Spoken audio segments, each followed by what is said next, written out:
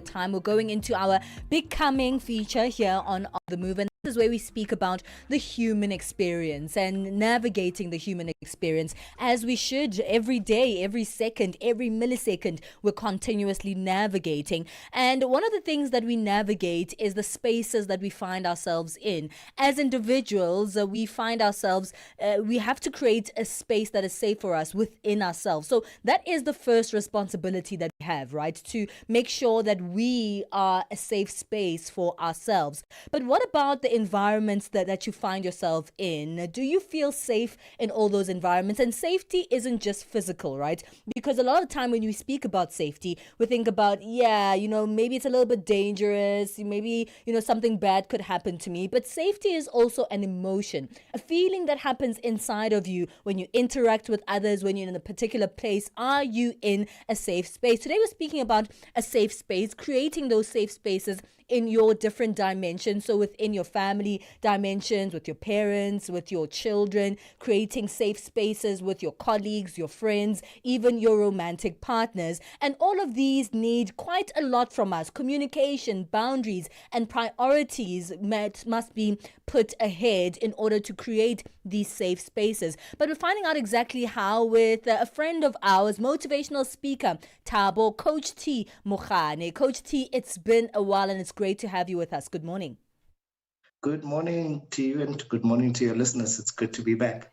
It's good to have you back as well. But let's speak about this, right? Safe space, safety is something that is of primary importance to humans, right? For us to thrive, we need to be and feel safe. And these are two different dynamics, right? Because just because you are safe, it doesn't mean that you feel safe. And we need to continuously navigate these dimensions in different spaces. But in this particular instance, because a lot of time when we speak about safety, we think about, the dangers, being mugged, being hurt. Physical safety is obviously important. But what does safe space actually mean? So, a safe space means a space where you feel like you belong and you feel like you are accepted, right? Not just a part of you, but holistically, the good, the bad, all of who you are. You feel like in this particular space, I'm accepted. Because a lot of us, we operate in areas where our acceptance is based on our performance, right? As long as you perform, you can be in this particular space. But we all need areas or spaces in our lives where we feel like whether I'm performing or not, whether I'm good or not, whether I'm feeling like a champion or not, in this particular space, I can just be and be accepted. And that's what a safe space is like. Just that one area where you feel like I don't have to perform here. I don't have to put on a mask. I can just be my raw self and know that I won't be judged, know that it won't change how you treat me, and know that in the future, I'm not going to be, I'm not going to regret having opened up myself to you in that way. That's what I say. Yeah, that's so interesting because it means that you have to open yourself up to vulnerability, don't you, Coach T? Absolutely, but over time, it doesn't just happen, right? One of the things I always say to my coaching clients is that you have to allow time to prove people's main objectives. Why exactly are people relating to you? And over time, when you see somebody stay in your life, whether you are being good, whether you are performing, whether things are great or not, that allows you the ability to then know that this is a place where it's not determined on my performance and I can start to actually open up more and be more vulnerable. But it's a two-way street, right? I always say intimacy is a two-way street. There's a great way TDJ expresses intimacy, and he says it's into me see. But you can't see into me if you don't give me the opportunity to see into you. And that's why it takes time. It's not in every space where you should be vulnerable. And I don't like the word vulnerability because, especially when it comes to men, we see it as such a weak word. But I prefer the word open, right? Where I am fully open to experiencing you and you to experiencing me in a holistic manner. You know, Coach T, it's. I find it very interesting that you say that it's a space where you can be completely yourself. But unfortunately, for many of us, we don't do the work on ourselves, and then we expect other people to hold a space for us where we can be that. But you don't even know who your real self is. So not only are you performative with the people around you, but for the most part, you've been performative with yourself. Let's start there. Creating a safe space within you before expecting it in various environments. I think we think it's easy, but it's not, right? To just give you a simple example, a lot of the times when in prison, when they want to break the hardest of criminals, they throw them into solitary confinement. And a lot of them break, can't even spend 2 weeks in there without breaking, because to face yourself is not the easiest thing, because oftentimes you're not just facing the decisions that you made, but you're facing your dark side as well.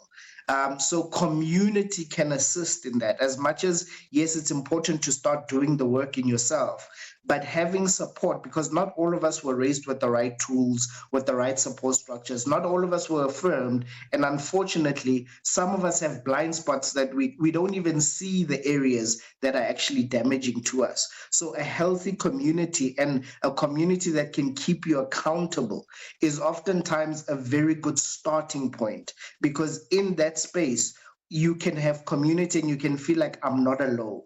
One of the things that a lot of us struggle with is when we are isolated, that's when we are the most negative to ourselves. That's when we speak down on ourselves. And oftentimes, that's when we don't even see or face our blind spots. But when there's one or two people who you can trust, who can listen without judgment, but listen to understand, and who can ask you the critical questions that even in the moment you might not be willing to answer, but when you go home, you can think about. Oftentimes, that's a conducive environment that can help you start to actually do the work within, because most of us aren't equipped to do the work in any case. Well, let's take a break, Coach T. I think it's a great way to open up this conversation, and we'll continue chatting about it after our break, creating a safe space. What makes you feel most safe when you're interacting with others, when you, even with the people who are closest to you? Engage in this conversation on +2763 406 9126. The Upside, your afternoons just got even better. Bantu Biko Street by Simpiwe Dana. Ndi ready. Simpiwe, 20 years in song. So what emotions come up when you hear that, hey, you've been doing this for 20 years now? It almost feels like no time has passed, eh? I just, I know obviously time has passed, but I don't feel it. Even about my age, I'm 45. I always get shocked when I think, oh my God, in 5 years' time, I'll be 50. Because for me as an artist, it's almost like when you come to certain things, time stands still. And as a result, you find that a lot of artists are very childlike, which, it helps them to always have a fresh approach to issues.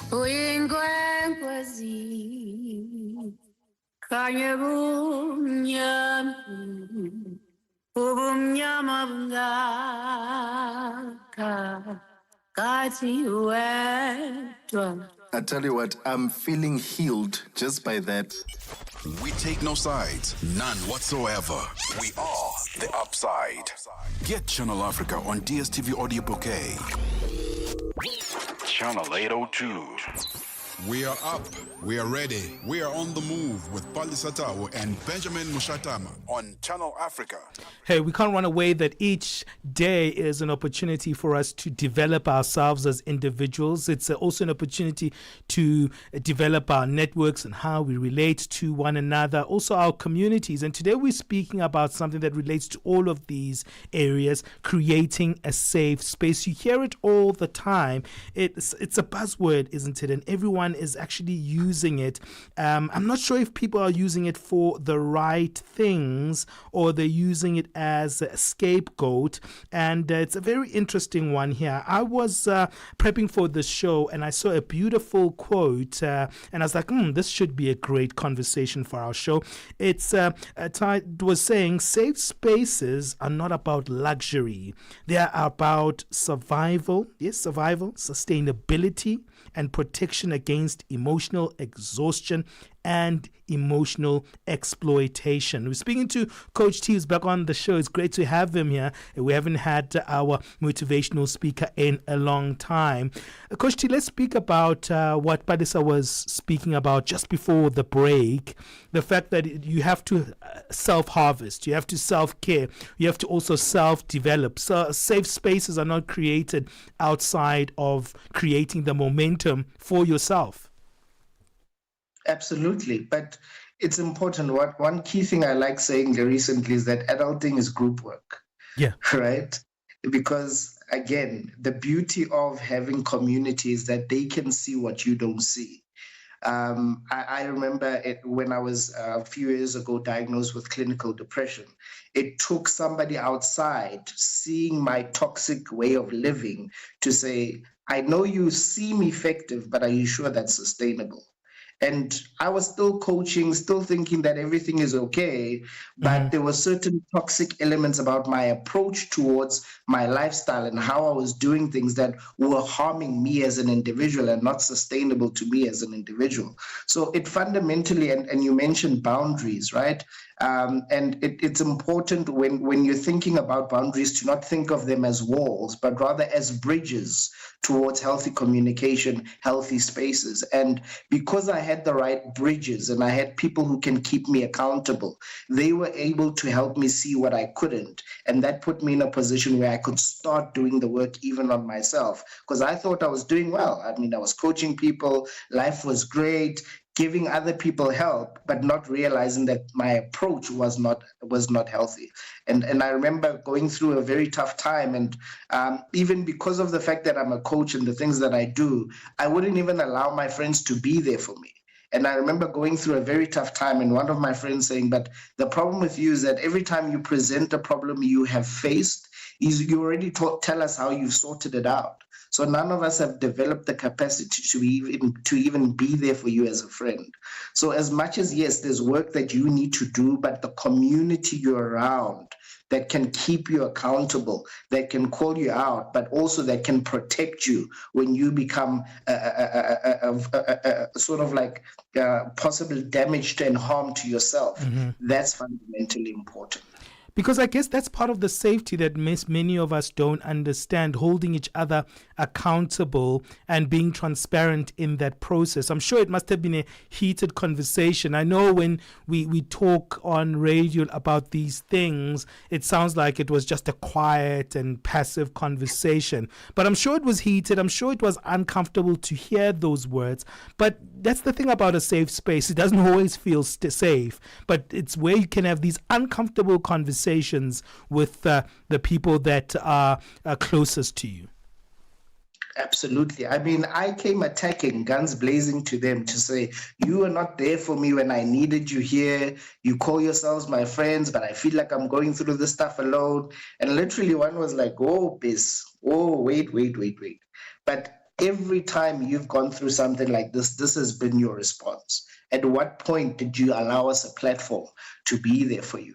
You've never told us how you want support. You've never been honest about what you're going through. You've always just given us the cream and told us how you solved it. So that honesty, that authenticity, it gets very ugly at times, but oftentimes we have to break down to rebuild, But what was beautiful about that environment is that I trusted that whatever was discussed was in safe hands. And I trusted that everything that they said came from a place where at the end of the day, their interest was on my well-being, not on anything they can benefit from. And I think that's the biggest challenge with most of us, is that we're in environments where everybody else is looking at benefiting from us and not necessarily our well-being. Yeah. Coach T, there are relationships that you can avoid if you feel like they don't allow that space to be safe for you. But there are relationships that we can't avoid, maybe our romantic relationships, our family. So if you need those spaces to be safe and you need them to be safe spaces both ways, how do you have that conversation? In fact, what is the conversation that you have with your loved ones so that your space is continuously safe? So I think definitions are important, right? And defining things from the beginning. So most of us, we have these conversations post-mortem, like something terrible happens, a bad experience happens where your partner made you feel unsafe. And we wait until then to want to now, in the heat of the moment, have a lot of these conversations. Whereas I believe context and definition is important to have at the beginning. When things are still good, ask the other person, when you say support, what does that mean? Is it presence? Is it calling you every 5 minutes? Is it buying you stuff? When you say I love you, what does that mean? When you say you need me, what does that actually mean? So that when I am saying I'm your partner, I'm not using my definition of those words to love and care for you, but I've understood the translation that you have placed towards those words, so that when I say I'm caring for you, it's in a way that is receptive to you as well.